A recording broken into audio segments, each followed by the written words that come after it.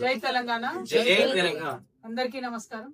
తెలంగాణ ప్రజలందరికీ తెలిసిందే, తెలంగాణ రాష్ట్రంలో ఉద్యమం నడిపించిందంటే మాట పాట.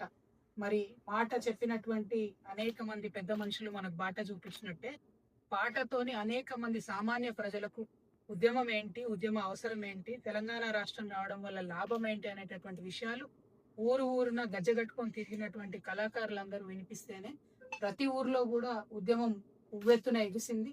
ప్రతి ఊర్లో కూడా ఉద్యమ ఆకాంక్ష అనేటటువంటిది నిలబడేటట్టు చేసింది మన తెలంగాణ పాట అంటే అందులో అతిశయోక్తి లేదు. మరి ఒక్కరిద్దరు కళాకారులు కాదు, వేలాది మంది కళాకారులు దీని వెనుక నిలబడి మద్దతు ఇచ్చి ఉద్యమాన్ని ముందుకు నడిపినారు. అందులో గత బీఆర్ఎస్ ప్రభుత్వంలో దాదాపు 550 మందికి కళాకారులకు ఉద్యోగం ఇచ్చినటువంటి అంశం మనందరికీ తెలిసిందే. అదే విధంగా అదే స్థాయిలో కళ ఉండి, అదే స్థాయిలో అన్ని రకాల అర్హతలు ఉండి ఇంకా కొంతమందిని ఉద్యోగంలోకి తీసుకోలేదు అనేటటువంటి ఒక బాధ చాలా మంది కళాకారుల్లో ఉన్నది.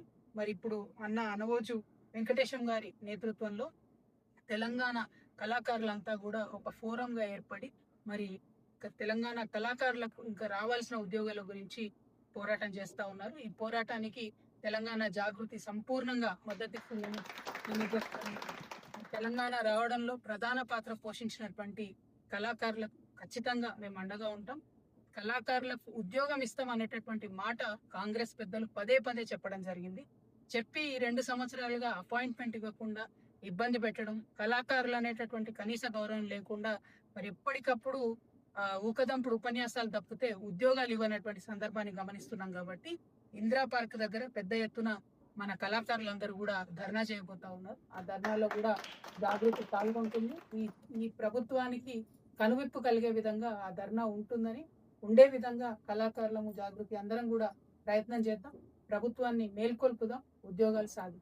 Thank you. జై తెలంగాణ. జై తెలంగాణ.